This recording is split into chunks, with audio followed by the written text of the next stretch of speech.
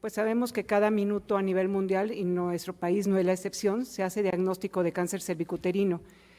Y por este diagnóstico muchas mujeres mueren por un diagnóstico que es francamente prevenible y curable cuando es diagnosticado oportunamente. Por eso ahora nuestro tema de importancia es el uso que abarca el uso de pruebas rápidas y menos invasivas, que es lo actual para conseguir diagnósticos oportunos. Y el tema a continuación en nuestro congreso, biopsia líquida y marcadores moleculares en cáncer y lesiones premalignas del cérvix, que será impartido por el doctor Eduardo Emir Cervera Ceballos. Él es médico internista del Instituto Nacional de la Nutrición y es hemato-oncólogo del Instituto Nacional de Cancerología. Escuchemos al doctor.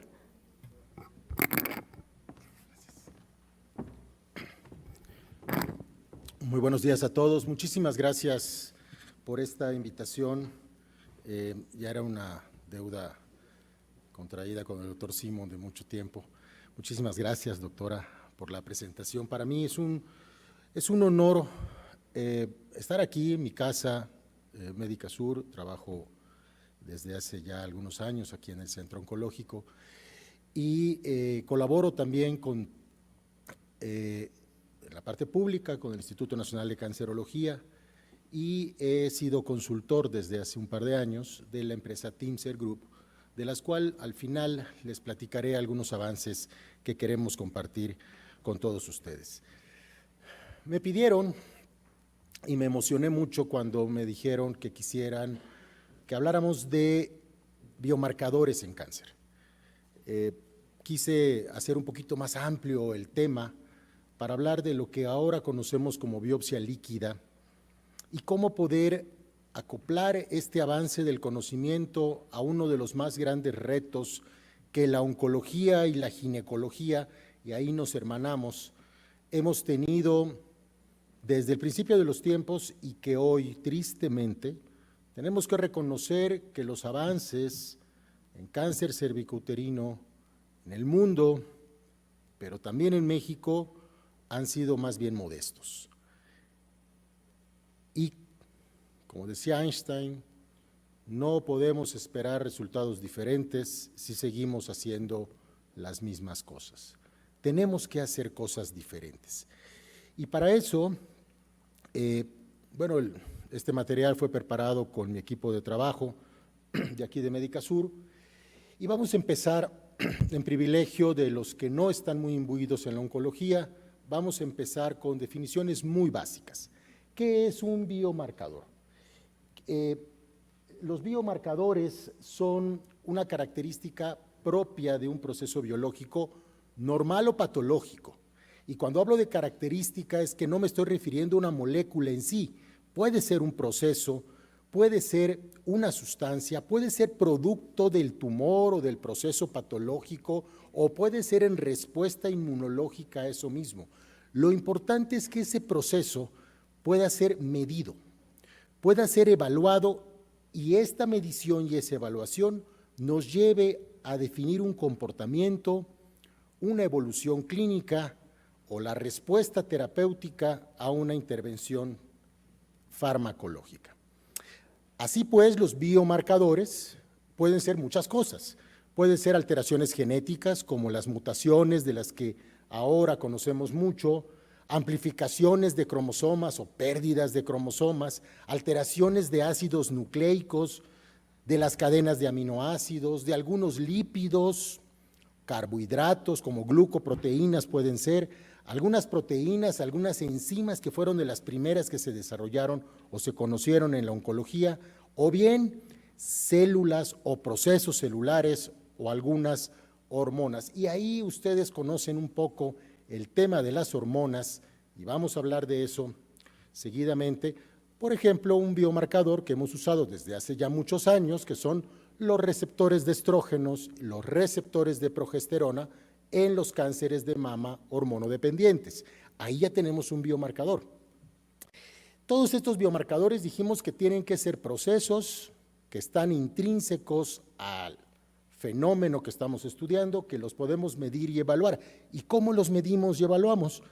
Pues las pruebas son diversas, desde las pruebas genómicas, desde un cariotipo, una hibridación in situ con fluorescencia, pruebas bioquímicas, y de esas ya conocemos muchísimas, pruebas inmunológicas, o bien las pruebas moleculares que hoy se han puesto tan en boga. Hay que recordar otros conceptos básicos. ¿Qué es un factor pronóstico? Que hemos escuchado desde la carrera de medicina. ¿Qué es un factor predictivo? El factor pronóstico, y no es lo mismo, el factor pronóstico nos va a dar información sobre cómo va a ser la evolución clínica independientemente del tratamiento. Un viejo aforismo de la oncología dice que establecido el diagnóstico, establecido el pronóstico. ¿Por qué? Porque un diagnóstico oncológico con su etapa clínica nos habla del pronóstico del paciente. Así sabemos, por ejemplo, que una mujer con cáncer de mama en etapa 1, independientemente de cualquier otro factor, va a tener una supervivencia a 5 años superior al 90 o 95%. Una mujer con cáncer de mama en etapa 4, independientemente del tratamiento, tiene una supervivencia no superior al 20% a 5 años. Ese es un factor pronóstico. La etapa clínica es un factor pronóstico, la edad es un factor pronóstico. Los receptores hormonales pueden ser un factor pronóstico, pero aquí las cosas cambian un poquito, que es un factor predictivo. El factor predictivo es el que nos puede diferenciar ante una intervención terapéutica cuando esto puede tener un factor favorable o desfavorable dependiendo de la propia intervención. Cuando esa intervención terapéutica nos conlleva un factor predictivo, le vamos a llamar un biomarcador terapéutico. Y aquí ese biomarcador nos puede llevar a una decisión clínica, si podemos utilizar determinado fármaco o no.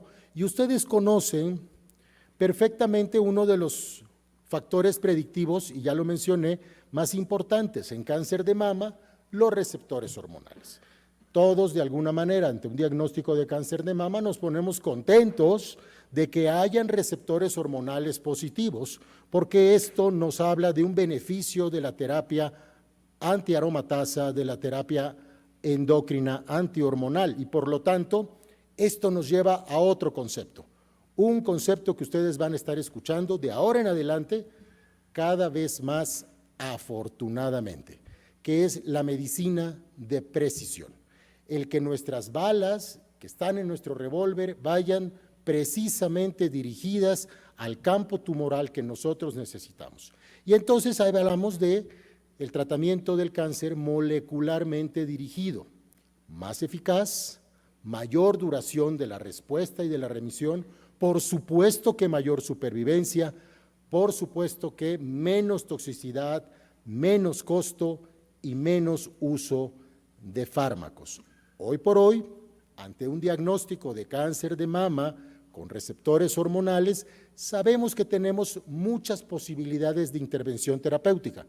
Ahora ya podemos entonces discriminar un factor predictivo, receptores hormonales, como un biomarcador terapéutico de un factor pronóstico. Y ahí entonces tenemos muchos biomarcadores. Hoy por hoy, si nosotros quisiéramos, y recuerdo todavía algunos compañeros que decían, quiero hacer todos los biomarcadores, no hombre, necesitaríamos un laboratoriazo. Son aproximadamente 2.500 biomarcadores definidos en diferentes tipos de cáncer. Entonces, y no solo eso, sino que las técnicas moleculares con las que se hacen son muy disímbolas. Desde inmunohistoquímica, los receptores hormonales, ya lo mencioné, HER2, ya lo mencioné, hasta algunas pruebas mutacionales, otras que se hacen a nivel de cariotipo, otras que se hacen a nivel de hibridación in situ con fluorescencia, FISH o SISH, otras que se hacen con RT-PCR, Western blot, técnicas de ELISA, técnicas bioquímicas, etcétera, etcétera. Y aquí podemos ver una lista que no pretendo ni que se la aprendan ni que la vean los del fondo porque está muy chiquitita, en donde vemos, por ejemplo, la expresión del factor, el receptor del factor de crecimiento epidermoide. Ya mencioné los receptores hormonales, las mutaciones de FLT3 que se han vuelto tan importantes en leucemia aguda, la sobreexpresión de HER2. Otra vez recordamos cáncer de mama, pero les tengo noticias. HER2 no solamente se sobreexpresa en cáncer de mama. Hoy sabemos que algunos cánceres de colon, algunos cánceres de estómago e incluso de pulmón y de esófago pueden sobreexpresar HER2. Y sí, se convierte en un marcador predictivo porque la misma terapia anti-HER2 que hemos utilizado por años en cáncer de mama se puede volver útil en cáncer de colon, pulmón, esófago, estómago y otros más. Y entonces, hoy por hoy, esta ya es parte del armamental diagnóstico que necesitamos para hacer una oncología de calidad. Necesitamos estos biomarcadores porque no es posible utilizar tratamientos moleculares sin diagnósticos moleculares. Algo que les he dicho a mis alumnos de oncología y hematología en los últimos años es que esto nos ha obligado a sacar al biólogo molecular que todos llevamos dentro o que todos deberíamos llevar dentro.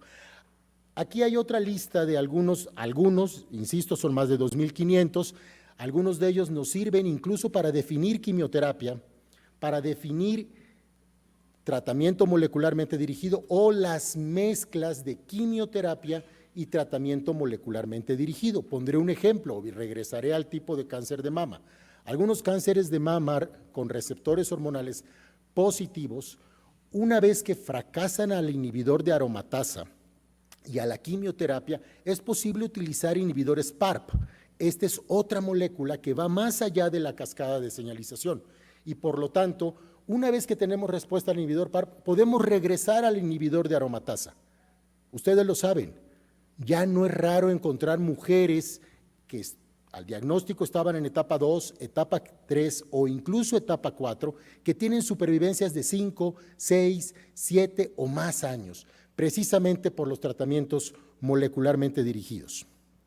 Y hoy no les voy a hablar de inmunoterapia, porque ese, como decía doña Chonita, esa es otra historia. Hay otra definición que conviene revisar.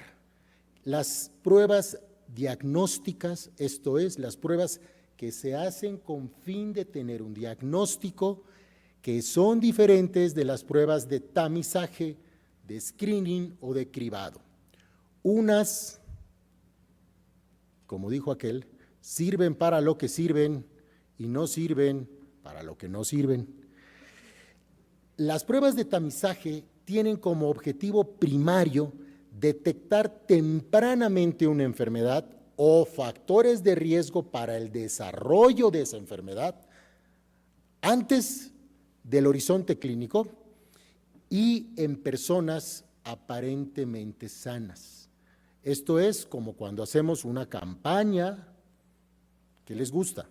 Regresamos a mama, mastografía. La mastografía es una prueba de tamizaje, que no sea la mejor prueba del mundo, que cualquier mujer que se ha hecho 1, 2, 3 mastografías la odia, pues sí, porque además de molesta, de que tienen que ir a un centro hospitalario o ir a una caravana de salud, a veces los resultados no son tan exactos, requerimos de un buen técnico que haga la prueba, requerimos de un buen radiólogo que la interprete, muchas veces hay falsos negativos, muchas veces hay falsos positivos, sí, pero es quizá hasta el día de hoy la mejor prueba de tamizaje que tenemos en cáncer de mama. No es la ideal, pero es la que tenemos. A diferencia, las pruebas diagnósticas, esas establecen un diagnóstico. Establecen la presencia o ausencia de una enfermedad en personas sintomáticas, personas que ya rebasaron el horizonte clínico, personas que ya un médico dijo, esta persona puede tener un mieloma múltiple, esta persona puede tener una leucemia, esta persona puede tener un cáncer cervicouterino, ya nos estamos metiendo en tema.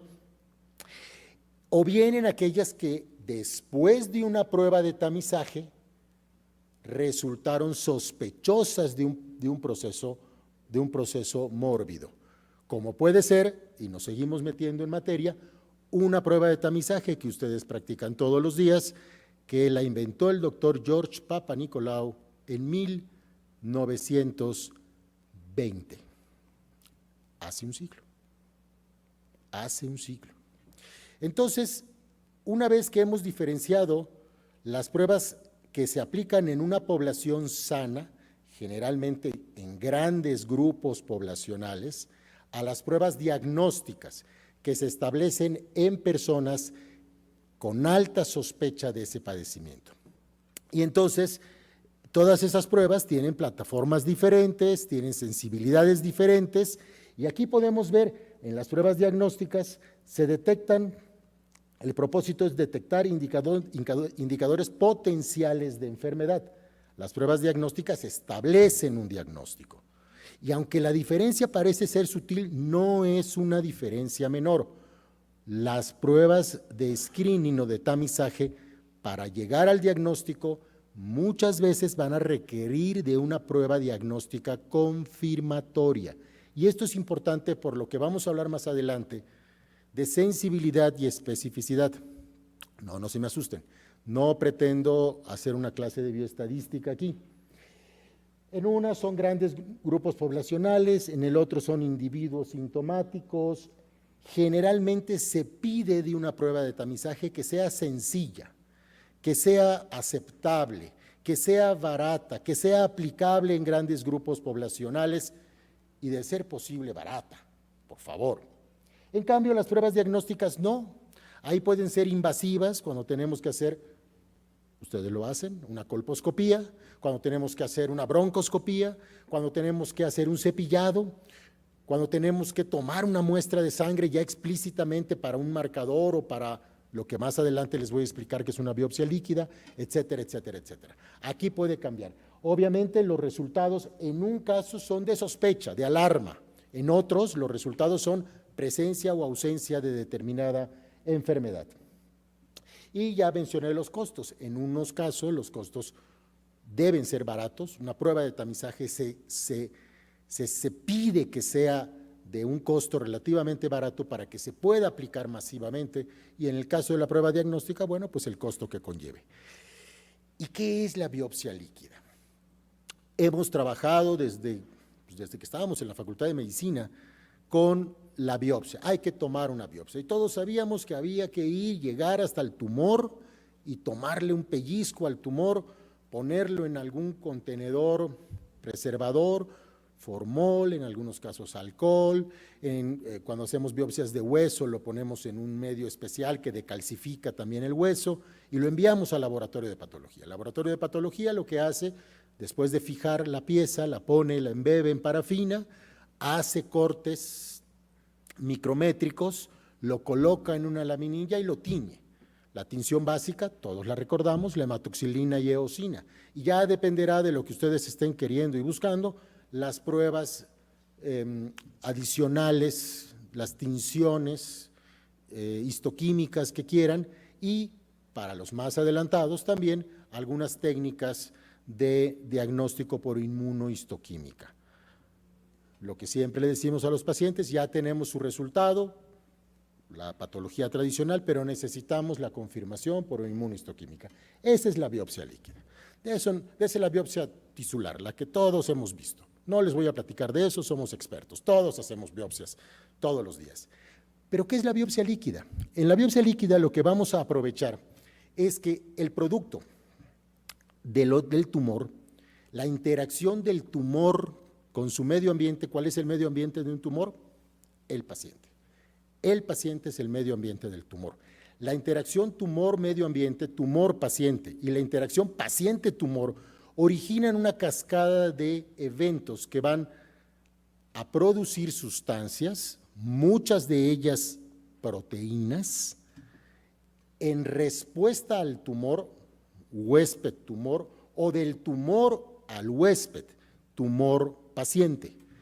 A este conjunto de sustancias que se producen en respuesta a o como consecuencia de, le vamos a llamar secretoma. Todos los productos del tumor al paciente o del paciente al tumor.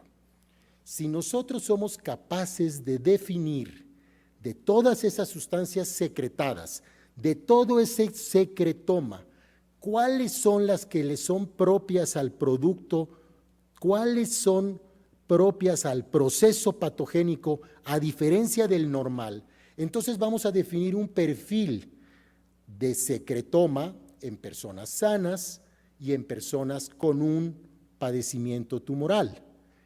El estudio del secretoma es lo que nos tiene hoy aquí, yo frente a ustedes. Lo que hemos hecho en los últimos años es definir el secretoma para cada proceso tumoral. Y los secretomas, ya había mencionado, en su mayoría son proteínas, no exclusivamente, pero en su mayoría son proteínas. Cuando del secretoma, y aparte las proteínas son de lo más fácil que hay para estudiar en un laboratorio de biología molecular, cuando lo que estudiamos del secretoma son las proteínas, les llamamos proteosoma. Hoy por hoy, entonces, lo que hacemos es estudiar el secretoma, que es básicamente estudiar el proteosoma y las cadenas de DNA o de RNA que le son propias al tumor. Y esto, mágicamente, se expresa en el tejido más abundante del cuerpo después de la piel, que es la sangre. En la sangre podemos ver esos productos, esas proteínas, esos ácidos nucleicos, esas cadenas de DNA que están encapsuladas, se llaman liposomas, RNA también, esos pequeños fragmentos, si los podemos delinear, conoceremos proteosoma o nucleosoma, si son ácidos nucleicos, y todo esto dentro del secretoma que le es propio a ese proceso patológico, y a eso le llamamos biopsia líquida. Entonces, a diferencia de la biopsia de tumor sólido, la biopsia líquida es mínimamente invasiva, lo hacemos en un tubo de sangre. Es rápida, algunas veces en 20 minutos tenemos el resultado. Altamente sensible, esto es, el proceso le es propio a ese tumor y a muy pocos otros. Entonces podemos decir, estamos encontrando esta mutación o esta proteína que es propia de este tipo de tumor o de estos 3 o 4 tipos de tumor. Aquí la cosa se vuelve muy popular, porque incluso hay tumores muy disímbolos que pueden expresar las mismas proteínas. Hay linfomas, por ejemplo, que expresan una proteína llamada ALK1. ALK1, por cierto, la L de ALK es de linfoma. También se expresa en tumores de pulmón y también se expresa en algunos tumores de próstata. Entonces aquí como que se volvió muy democrático los proteosomas. Son muy ubicuas algunas de estas proteínas. Es de menor costo muchas veces. En muchas ocasiones tenemos estos marcadores y aquí viene el gran reto que tenemos nosotros como clínicos. Hay que validarlas clínicamente. Algunas veces no van de la mano con la evaluación histológica, porque no estamos evaluando tejido, no estamos evaluando células, estamos evaluando sus productos moleculares. En muchas ocasiones pueden darnos pautas de monitoreo. Algunos de estos marcadores, hay 2 o 3 desarrollados para cáncer de mama actualmente, entonces pueden ver el marcador elevado al diagnóstico. Una vez que se hace una intervención terapéutica, cualquiera, la que quieran, mastectomía, quimio neoadyuvante, radioterapia, las 3 cosas juntas, ese marcador disminuye a prácticamente negativo y siguen a la paciente en función al tiempo. Cuando vuelve a elevarse el marcador, vuelven a ver alguna recaída, alguna metástasis o algún proceso. Y ahí viene la gran riqueza del estudio del proteosoma y de los secretomas asociados a cáncer. Se puede hacer en tiempo real también para monitorear respuesta terapéutica y también puede hablar de la heterogeneidad tumoral, un concepto del doctor Isaiah Fiedler de hace ya cerca de 40 años, que decía que los tumores no son homogéneos, son heterogéneos y pueden expresar diferentes cosas. Esto no lo vamos a ver en las biopsias de tejido y es la riqueza de tener actualmente biopsias líquidas y que básicamente están enmarcadas en este diagrama. Al paciente lo que hacemos es que le tomamos una muestra de sangre, en esa sangre ya hay los productos, no sé si esto sea el señalador, no tengo señalador, ¿verdad? Bueno, perdón. Ahí en la sangre ya van los productos del secretoma, los cuales vienen dentro de la sangre, pueden ser ácidos nucleicos, pueden ser algunas células, sí podemos medir restos celulares también, pueden ser proteínas o algunas otras moléculas más sencillas, y dependiendo de lo que buscamos, es la técnica molecular que empleamos. Hoy por hoy no hay un laboratorio completo. En todo el país no hay un laboratorio que haga todos los biomarcadores, ni siquiera en Estados Unidos. Cuando mandamos las pruebas, y aquí en Médica Sur estamos asociados con la Clínica Mayo, algunas no las procesa Clínica Mayo, otras no. ¿Por qué? Porque depende mucho de las plataformas biotecnológicas que se han desarrollado para esto. Ahora entremos un poco a qué hemos hecho en lo que nos ocupa, en cáncer cervicuterino.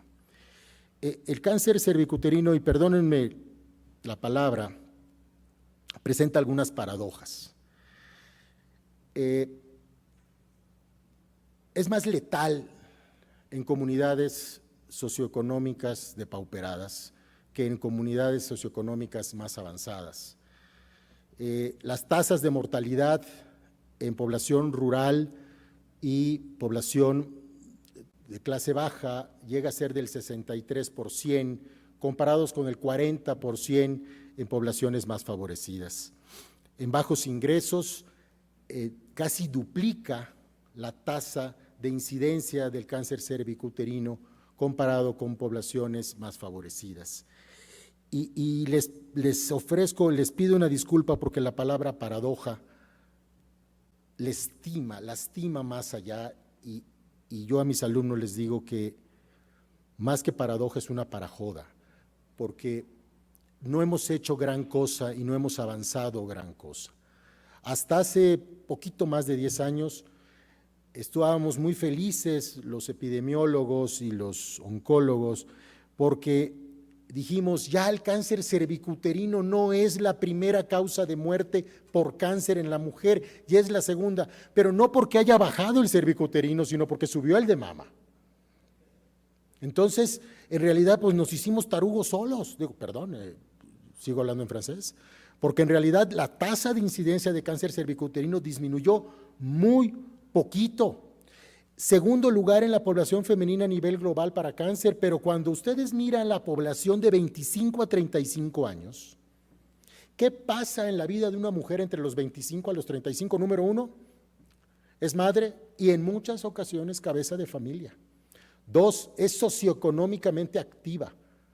Todas las mujeres que me están viendo y que están aquí, todas ustedes son productoras y seguramente todas son abajo de 35, ¿verdad?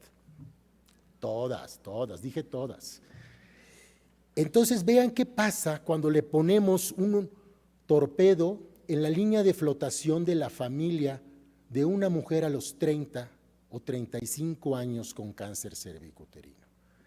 El cáncer en general, y el cervicuterino no escapa a esto, es una enfermedad familiar.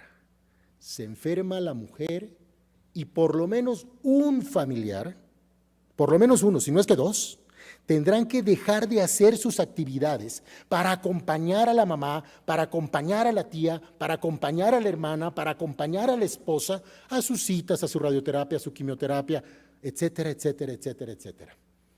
Entonces no se enferma la persona, se enferma la familia. Y si a eso le quitamos que ya no tenemos gastos catastróficos, pues entonces el problema se puso un poquito más difícil. Entonces, hay un tema de inequidad. Cuando lo vemos en México, pero no escapa al mundo. Si bien en países desarrollados el cáncer cervicuterino ya no es un tema de salud pública, no digo que no hayan casos, sino ya no es un tema de salud pública porque tienen mejores campañas de screening. Sí, el Papá Nicolau, mis amigas en Alemania, cuando les dan cita, van, y si no van la primera vez, la segunda vez, van por ellas a su casa, y si no van, las multan. Bueno, pero eso es un sistema de salud que las acoge y las acoge bien. Aquí, por Dios, y así como está México, súmele todo Latinoamérica, por lo menos, ya no decimos África y el resto de Asia. Entonces vean ustedes cómo primera causa de muerte en el mundo de mujeres de 25 a 35 años, hay un diagnóstico de cáncer cervicuterino por minuto, hay un sistema de salud saturado en México y en el mundo, su mortalidad cercana al 50%, la mitad de las mujeres con cáncer cervicuterino van a morir por cáncer cervicuterino. Un porcentaje importante de las mujeres, de nuestras mujeres, no van a su revisión por las razones que quieran. Porque no es posible ir a su revisión si el lugar más cercano está a 45 kilómetros y no hay transporte. Porque no van a su revisión porque las violentan, porque las maltratan, porque no van a su revisión porque el marido no las deja, porque no van a su revisión por lo que quieran, pero no van. 7 de 10 mujeres no van. Entonces no podemos pedir que un cáncer que es 95% de las veces prevenible, hagamos algo si no, ni siquiera estamos haciendo el primer eslabón que es el screening, el tamizaje. No las estamos yendo a buscar, nos están llegando por oleadas a los hospitales y 2/3 partes del cáncer cervicuterino que se diagnostica en nuestro país es en etapas clínicas arriba de 3. Y no es raro seguir viendo mujeres que llegan con un aparente prolapso uterino y lo que estamos viendo es un cáncer cervicuterino que ya excede incluso la vulva vaginal. Y que seguimos viendo mujeres al diagnóstico con falla renal secundaria cáncer cervicuterino. ¿Qué podemos hacer ya en esos casos? Cuando lo que debimos haber hecho sucedió hace 20 años, por ahí de la primoinfección que estas mujeres tuvieron.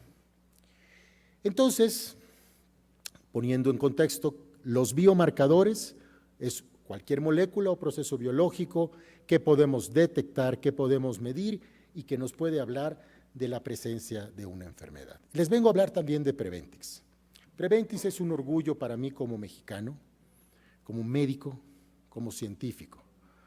He colaborado con el desarrollo de esta prueba de la mano de biólogos moleculares y de científicos que, coordinados por la compañía Timser, lograron desarrollar esta prueba que no es otra cosa, y lo van a ver ustedes con mucha sencillez, que la mezcla de 3 proteínas que se expresan de manera diferenciada en mujeres con cáncer cervicuterino y con lesiones de bajo y alto grado.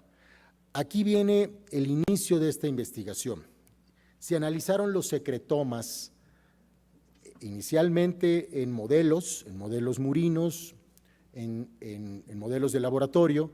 A través de eso, y perdón, la gráfica aquí se movió un poquitito, pero lo que se hizo es una mezcla de más de 2,000 proteínas. De esas 2,000 proteínas nos quedamos con 200. De esas 200 vimos que 20 podían tener un valor clínico.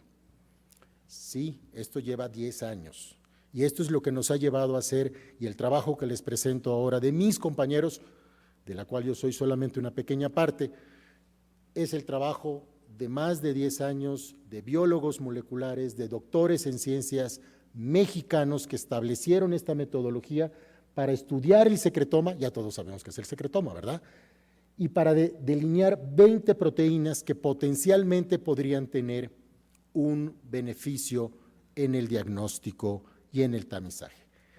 Se estudiaron entonces primeramente en modelos murinos. En modelos murinos se probó que efectivamente estas 20 proteínas tenían una expresión diferenciada y de estas empezamos a delinear cuáles de las 20 podían ayudarnos a construir un algoritmo de predicción diagnóstica. De esto nos llevó a una investigación clínica. El estudio inicial se realizó en unidades del Instituto Mexicano del Seguro Social, en varias de ellas, con un estudio multicéntrico, en el cual se estudiaron 373 mujeres, 209 eran controles, 139 eran mujeres con lesiones de bajo grado y 25 con mujeres con cáncer cervicuterino.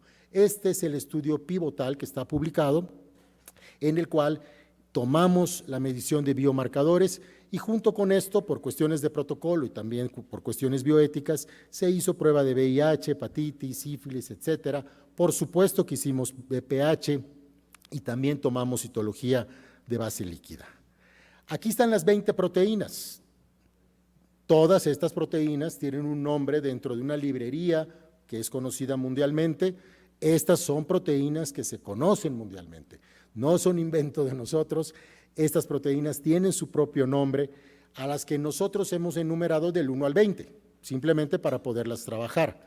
Y detectamos que las que pusimos en el número 1 y número 2, de ahora en adelante les vamos a llamar la proteína 1 y 2, y la que llamamos con número 7 tenían un valor importante. Hicimos todo un proceso de validación, aquí ya están referidas como la 1, la 2 y la 3, pero la 3 recuerden que también es la 7. Aquí va la expresión de la proteína 7 por el método de Lisa, que nos arroja estas curvas de linearidad Para los que conocen un poco más de la estandarización de pruebas de laboratorio, las primeras dos curvas son curvas de segundo grado, la primera es una curva de linearidad de primer grado. En ambas tuvimos coeficientes de correlación arriba de 0.99. Con el método, una vez validado, nos pusimos a hacer esta que se llama curva ROC, y que lamentablemente no lo van a poder ver, pero las dos líneas amarillas es la mezcla de la mayor sensibilidad posible con la mayor especificidad posible. La sensibilidad de arriba para abajo va bajando del 100 y cuando pasamos del 100 al 85%, vimos ahí donde cruzaba con la especificidad que venía desde el 3.7 arriba hasta el 100 abajo, y ahí cruzaba con una sensibilidad del 81%. Y con esto nos sentimos cómodos, con tener sensibilidades de 85% y especificidades del 81%. Y nos pusimos a valorar las otras dos proteínas, la 1 y la 2, esta por Western Blot. Esta es la tecnología y estos fueron los controles que se utilizaron. Estos son los geles, todo esto está perfectamente documentado. Estamos preparados para una auditoría por FDA, estamos listos para pasar la auditoría y, por cierto, ambas pruebas tienen ya registro de COFEPRIS y registro también de FDA y por eso estamos en espera de esa auditoría. Vimos la expresión de la proteína circulante PX1, la 2, estos son los geles, y también construimos las curvas ROC para calcular sensibilidad y especificidad en ambas proteínas, quedándonos entonces con un valor de corte. Con esto, entonces ya teníamos nuestras tres pruebas, nuestras tres proteínas validadas y nos fuimos a campo clínico. Estudiamos más de 11,000 mujeres en Nuevo León. De estas 11,000 mujeres tuvimos estudios positivos para 265, si mal no recuerdo, ya contamos con la validación de 187 de ellas.